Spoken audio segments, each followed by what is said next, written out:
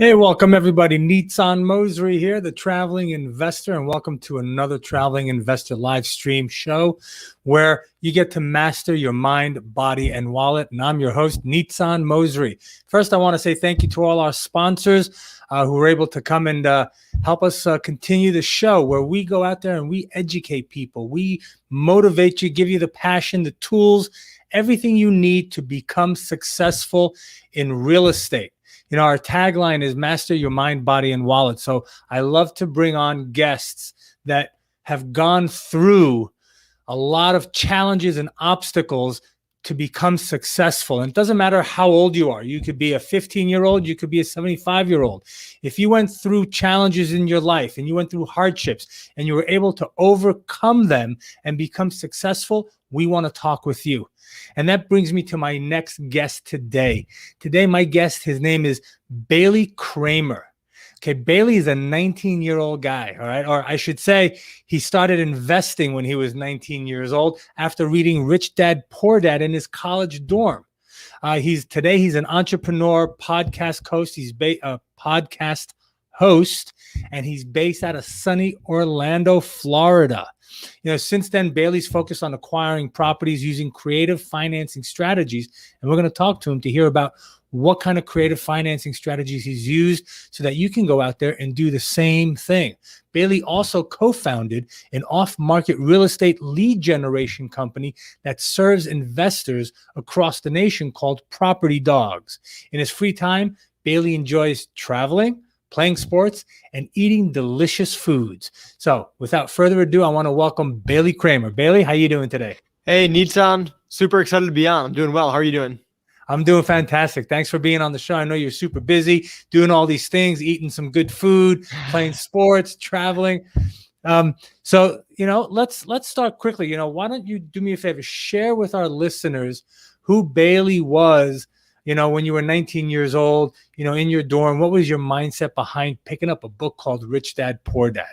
Yeah. So Bailey at 19 years old, which is about a year and a half from today. So I'm still 20 today, turning 21 soon. So about a year and a half ago, I was a college student, still am a college student, but I was somebody who was looking for something. I was looking for something to attach to business wise, because I've always had that entrepreneurship mindset.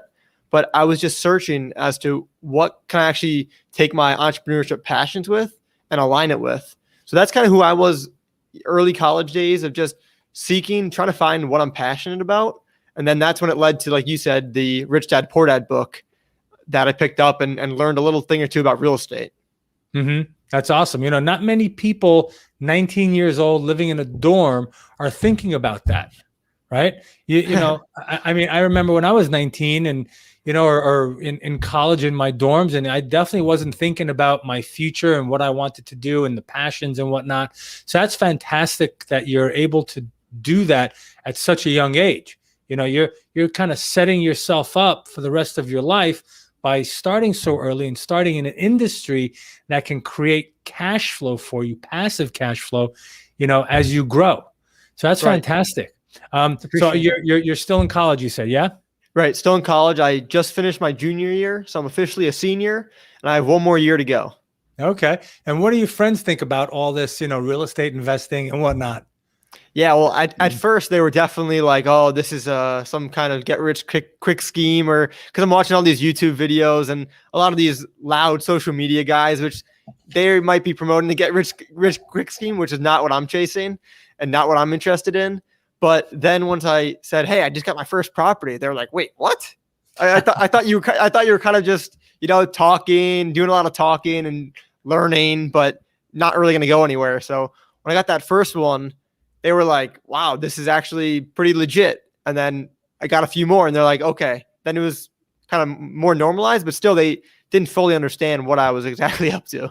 That's great. That's great. You know, and it's amazing to see someone your age be a beacon of light, you know, something that stands out from all the rest, right? So when you're looking to be successful or you're on the path to success, being different usually helps, right? We're taught in school to, you know, fit into the mold, right? but you kind of took that mold, you broke it, you said, you know what, I'm going to do my thing. And then, and whoever wants to laugh or poke fingers or whatnot, haha, I'm going to have the last laugh, or I'm going to be laughing all the way to the bank. Exactly. So what was the first deal that you did? Yeah. So the first deal I did was actually back this year in February, February 15th. We bought a property off market, and it was a classic fix and flip deal. So that one we're planning on selling in the next 2 weeks. And again, kind of a little bit more of a classic deal. We did buy it using cash, and the classic rehab, the floors, the walls, the kitchen, pretty much everything on the inside, everything cosmetic. And we're getting ready to sell that one pretty soon. Okay, cool. And how did you find that one? How did you find the property? Yeah, so all of the deals that we find are off market. Actually, I would say 99% of them. So what we do is we do text messaging and calling. So the way that works is there's tons of data out there, as you know, Nitzan, tons of data, and different data leads to different assumptions. So for example, there's data showing vacant houses. There's data showing houses that have a lot of equity in them. And these could be some indicators that someone's actually looking to sell their property, because if it's vacant, well, that house is just sitting there. Maybe someone needs to, be reminded, hey, you want to sell that? Oh yeah. So that was actually what happened with this one. Is it was vacant, and we gave them a call, said, hey, you looking to sell your property? And after some conversation, they said, actually, we are looking to sell the property. And then we got talking there, and we were able to make the deal happen. Wow, that's fantastic. So how do you find the houses? And I know you said that there's, vacant. So do you have someone sourcing these for you? Do you go out and buy lists? How do you actually source the deals? Yeah, great question. So there's, like I said, tons of resources. The thing that we use is a source called PropStream, online service that you can kind of look really nationwide at these different categories. Like I said, vacants, high equity lists, you name it, they're on there. Low equity, tax liens, and that's what we use as our primary source of data. There's also sites like Batch Leads, List Source.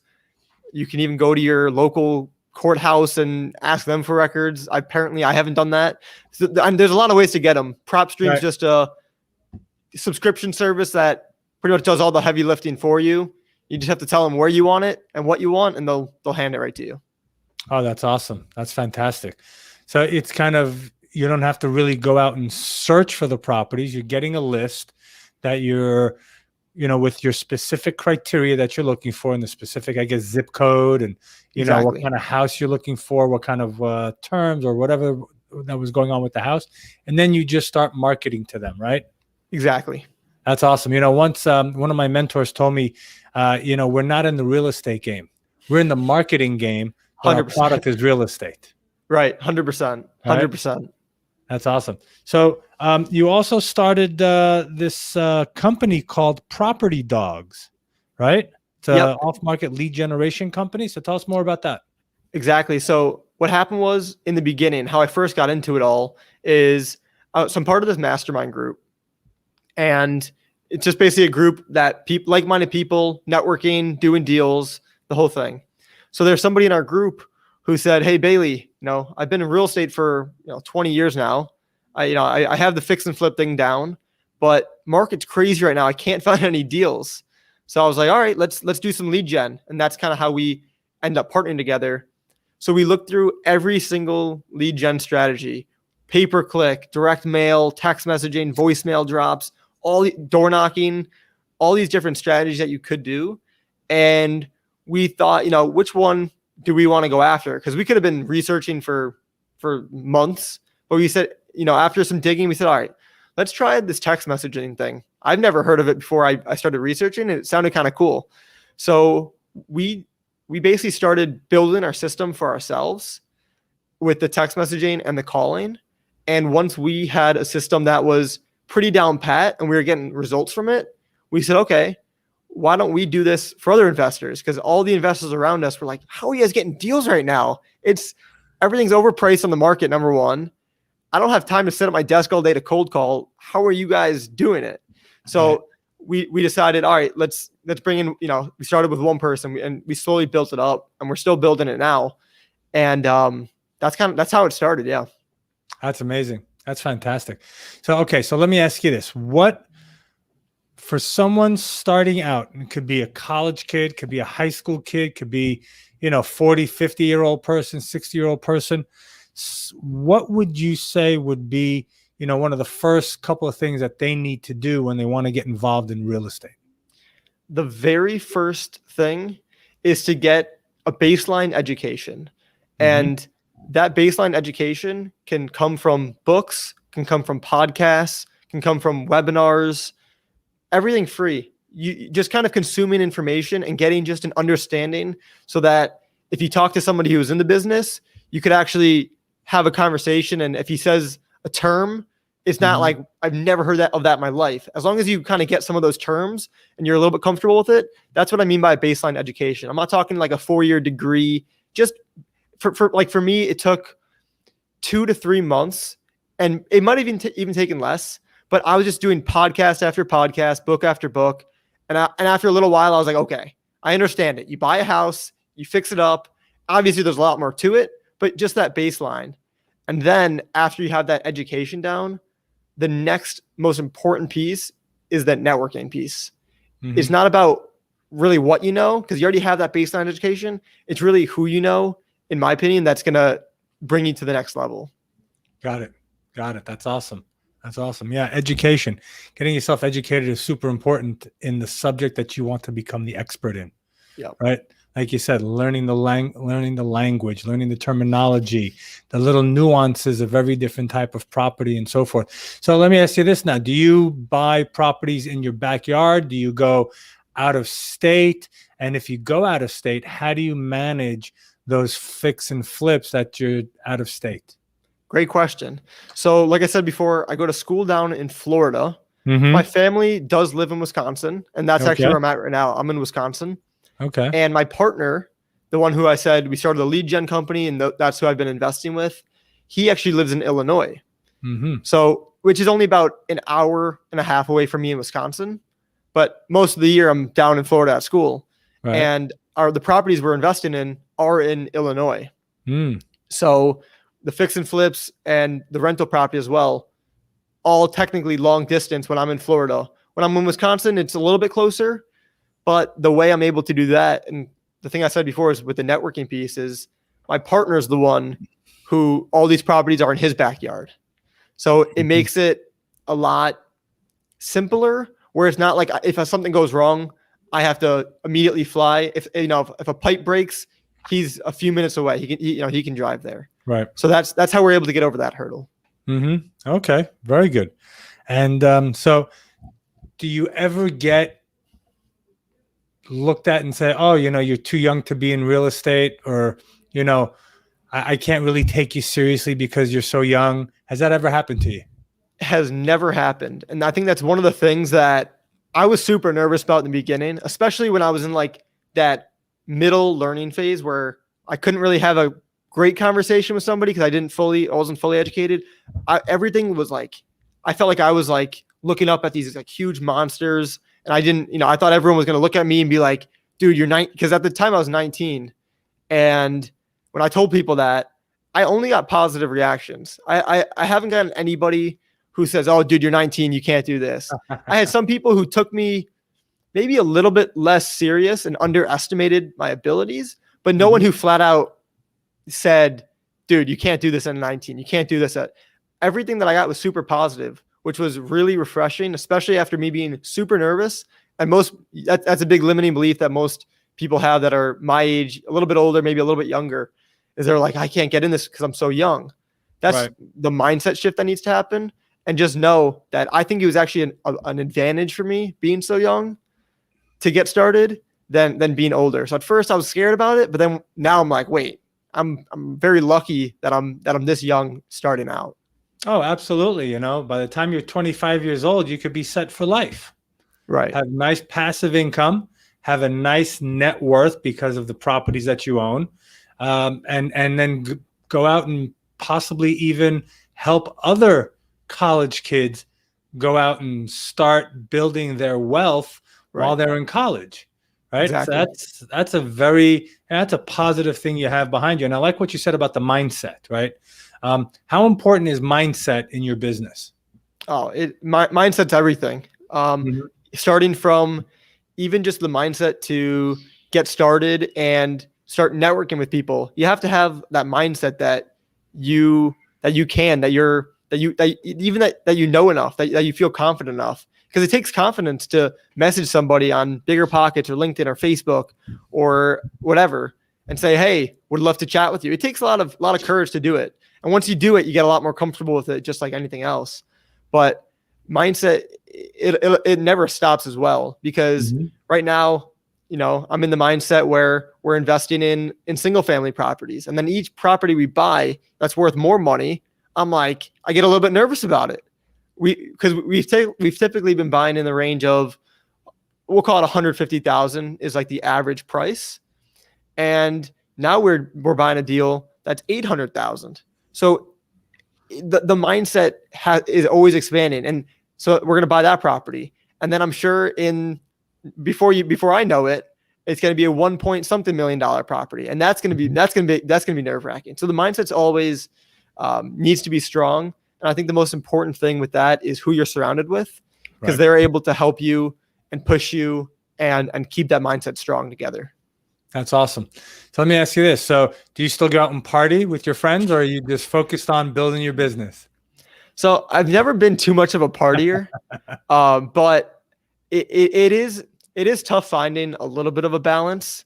I think it was a lot easier with COVID, because Mhm. everyone was pretty much inside anyways. A lot of things were closed, and it was kind of just a good excuse to say, I'm just going to keep working. I'm just going to keep working.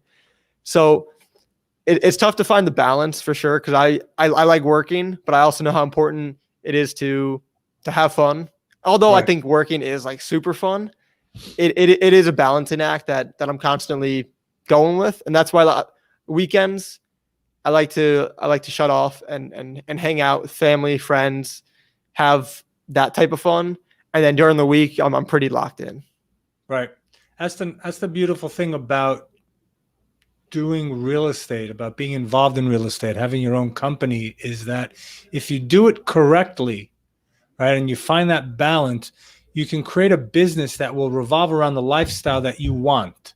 Right. Rather than, we see a lot of our parents, friends, family, whatnot, that they actually give up their life for their business or for work, right? They Right. trade in their time for money, right? And if you don't trade in your time for money, then you don't make the money, right? Right. Here, what we're doing is we're building a business that we can duplicate ourselves and bring other people in to help us do it. And then that cash flow starts coming in, and now we can step back and enjoy life. Exactly. Right. That's what it's all about. So what are some of your goals and aspirations? Yeah. So my next goal is to be able to graduate college self-sustaining. So not have to go get a job, not have to rely on my parents or anybody. I want it to all be on me. So the way that I'm doing that is with partially rentals, partially the flips, the lead generation business, and a few of those things going on. So I'm definitely on track for that. And so that's just the first thing. I've always had it in my mind. It's never really been a certain dollar figure to me. It's always just been, can I live on my own and just be in control? And that's just been the most important thing. Whether it's the money part doesn't matter too much to me, but it's always been that. So that's my 1 year goal, because I do graduate in literally 1 year from now. So that's kind of crazy to see. It's almost like I look at it like my runway. I have all this time. I'm in college. I'm in my college apartment, and 1 year goes by, and then I either have to fly or I'm down. So I'm gonna fly. I know that for sure. But it's just it's the 1 year runway. That's it. And then yeah. Mm-hmm. Go ahead. And then go ahead. No, I didn't mean to cut you off. Please continue. Oh yeah. So that's my immediate goal. As far as long-term goals, they're super hard for me to set because if you asked me a year ago where I'd be today, I wouldn't assume that I was here. So it's super tough. I do know that I got into real estate, and why I'm so interested in and passionate about real estate and entrepreneurship and business is that time factor. So I know you're a traveling monster. You go everywhere. So I want to, that's one of the big things for me. I want to just be able to have the choice to travel. I like traveling now, but if I leave for a few weeks now, I might be in a little bit of financial trouble, Right. but definitely I want to get to that point where I can go travel and do what I want, where I want, and with who I want. Sure, absolutely. And you hit on a correct nail, is that you should never focus on the dollar amount. It's good to say, listen, I want to make this amount of money, but making money your goal, personally, I don't think that's a good way of doing things. Creating a lifestyle, aiming for a specific type of lifestyle, right? This is what goals of people should be. Young people, old people, it doesn't matter what, is the lifestyle. What kind of lifestyle can I create for myself, my family, my friends? What do I want to do? What is important for me? Do I want to become a philanthropist? Do I want to travel? Do I want to just sit at home and, scratch my head all day in front of a TV? Whatever it is, right? It's the lifestyle that should be what we go after, because 100%. you can always have more money, right? If you're making $1 million, well, I want $1.5 million, then I want 2 million, then I want 3 million. It's funny because my wife was reading a book the other day, and we were talking about it, how this guy went out and he was in a networking group, and everybody's walking around going, hey, I'm a high achiever, I'm a millionaire, you're a millionaire, I'm a million. And this guy's looking around and he goes, I'm already a millionaire, so why am I in this room? And he left thinking, I don't belong here anymore. And he started interviewing billionaires. And the one difference that he found between millionaires and billionaires is that billionaires never see the end. They don't say, well, I want to make $1 million. And when they make $1 million, that's it. They go, what else can I do? Why can't I make it bigger? Why can't I do this? Why can't I make $1 billion? There's no limit for them, right? So when you're putting your goals as when you're putting money as a goal, you're kind of limiting yourself. Yeah, I agree with that. It's something that's always expanding. You're always gonna, every single time I think of a goal, I'm like, all right, I want a little bit more. I want a little bit more. So I do agree with that. I think that's a good point. And if they're billionaires and they're telling us this, then if we want to become billionaires, we need to listen to them, right? Right. My mentor a long time ago told me, find someone who has what you want, do what they did, you'll get what they got. Exactly. Right? So if you want to be a billionaire, don't listen to a millionaire. Right. If you want to make millions, don't listen to somebody who's making $50,000 a year. Yeah. Right? And that was actually a big thing with me too, getting into real estate, is because I was talking to all these people that were 30, 40, 50, 60 years old. And it was a little difficult for me to, because like you said, who you hang out with, you kind of become them. You phrased it better. Mm-hmm. But so my problem was, I'm talking to all these people that aren't really in my age range.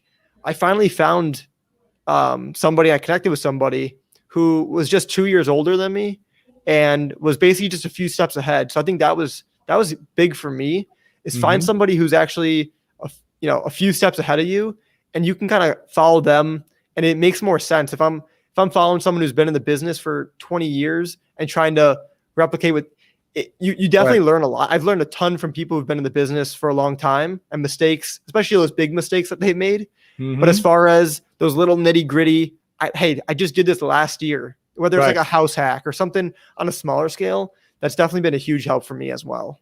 Yeah, absolutely. You definitely want to follow someone that has been there and done that before. So do you have a coach and a mentor? Do you work with someone that's kind of guiding you, that's showing you, that's been there?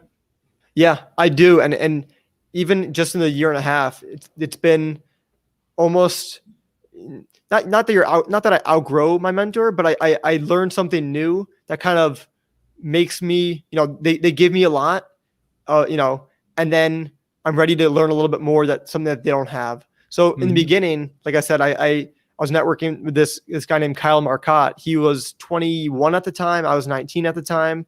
And he just syndicated like 2 deals, 100+ units. So he was like, he just did it. He just dropped out of college. Like he was super close in proximity to me. And I was like, wow, I was like, now I can actually see how I can do it. Because if you can do it, I know I can do it. You just did it. You're 21. Okay. And then, yeah, I joined a mastermind group, networking, masterminding, learning. And then the partner that I have now, he's also been a huge mentor for me. He's been in the business for pretty much as long as I've been alive. He's been in the business for 20 years. And learning a ton from him. And like I said in the beginning, because a lot of people think, well, someone's been in the business for 20 years. Why the heck are they partnering with you, Bailey? You just got started. Well, it's the value add piece. So like I said, he was looking for deals. He wasn't an expert on the lead gen. Neither was I, but I had the time and the hustle to try to figure it out with him. Exactly. So that's how we partnered up. And yeah. That's fantastic. And it's so true. Sometimes complete opposites will come together and form a great partnership because you're complete opposites, right? Just like you said it. He's been in the business for 20 some odd years. He doesn't have the time to sit there and start thinking or creating different processes and systems to create lead generation. And here you come, someone with the passion, with the hunger, with the desire and the time to do this. And now you join forces. You take your skill set, his skill set, you put it together, and it's a marriage made in heaven. And you take advantage of that situation. He takes advantage of the situation, and it's a win-win for everybody. Right. And that's what you have to have for a good partnership is both sides contributing, creating a win-win. Because if I didn't have him and he didn't have me, obviously we could figure out in the long term. It's not like we're both just, we're done with real estate. But in the short term, if I didn't have his experience with me, that would be tough. If he didn't have my hustle and my drive and to figure out this lead gen stuff, well, we'd both kind of be stuck. So we joined forces. And like you said, that's what creates the partnership. Absolutely. So tell me about some of the creative financing strategies that you guys were using. Yeah. So the most basic one, I think that's most common for people, is seller financing, also known as owner financing. Some other terms that people use. But basically what that means is instead of you going to the bank and saying, hey, can I get a 30-year mortgage at a 3% interest rate on, 30-year term? And they saying yes, they check your credit, they check your past income, all that good stuff. Instead of doing that route, you go to the seller and you say, hey, do you want to finance? Do you want to become the bank? Do you want to be the one issuing us this loan? We're going to make our monthly mortgage payments to you. So that's what seller financing is.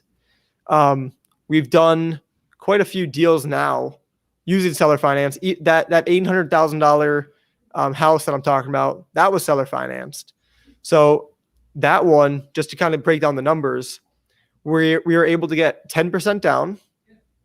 We did a 5-year term, and we have a 3% interest rate. So just to compare that and kind of put that in perspective, if I went to a bank right now and I said, hey, I want to buy an $800,000 house, they'd probably start laughing at me. I have my past 2 year of tax returns is basically nothing. My credit score is actually pretty decent, but nothing. I don't have anything impressive on there. It's just I just haven't gotten in too much debt. So so seller financing is a way that you can still get great terms, and the seller's not checking your credit or your past. It's more just based on who you are as a person, your personal relationship, and that's how that side goes. Okay. And have you used any other forms of creative financing, or is that basically the strategy that you're using? So we also do something called subject to. So basically what happens is when we're talking to these sellers, there's two main strategies we can use, either seller financing or subject to. Seller financing is super good when there's not too much motivation that they want to sell, but they're in a pretty good place themselves. Subject to is a strategy we can use to really help a seller out, to really help the seller get out of a sticky situation. So I'll give one example that we've done and what subject to actually means. So we do subject to the mortgage, meaning we basically take over someone's existing mortgage. So let me break that down in an example that we actually did. We contacted a seller. He was a military guy. So he just got a loan a year ago, maybe 2 years ago, if I remember correctly. So he put 0% down because they have the military, the VA loans, they have special programs. So 0% down, a 2.7 or 2.9% interest rate. Again, something I would never be able to qualify for at the bank. And 30-year term, and the house was in pristine condition. So this guy's issue was he's moving to Texas. Again, his house is in Illinois. He's moving to Texas, and he's going to buy a house down there. Well, the problem is he has a house in Illinois. And since he just bought it, super nice, great terms on it, he bought it at a pretty high price compared to what it's actually worth. So in order for him to sell it, he would need to either sell it himself, and he'd still lose money based on what it's actually worth. He could use a real estate agent, which after commissions, fees, all that good stuff, he has to come out of pocket 15 grand, which he doesn't have. And nobody really wants to come out of pocket. Right. So his other option was, hey, listen, we're going to come in. We'll take over your mortgage. We'll take over everything. If something breaks, it's on us. And we make our money on the difference between the principal, interest, tax, and insurance, basically what he pays, and the rent. So his mortgage was basically right around $1,000. And this property rents for $1,750. So our money is made on the spread. And depending on the deal as well, sometimes we'll say, hey, listen, we'll pay you the mortgage. We'll also give you $100 a month. So sometimes we sweeten the deal.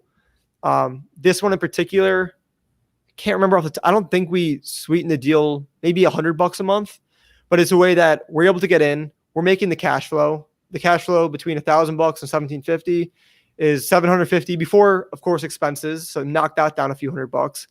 But we're in the deal for pretty much no money, just closing costs. So that's one really good example that we've been able to do. That's fantastic. Yeah, seller financing subject to great ways of getting into a deal, and you can get into them very quickly without having to go through the traditional lender route and being approved and pulling all those reports and the timing and all that stuff.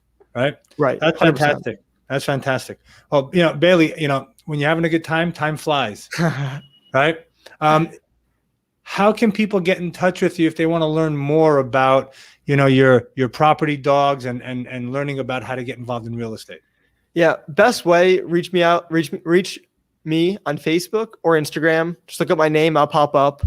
I have a bunch of my website, podcast, everything's kind of linked on those sites. So the easiest way, send me a message on Instagram, shoot me a friend request on Facebook. Love to connect with anybody. Really, that's how I got first started, is just connecting with literally podcast guests.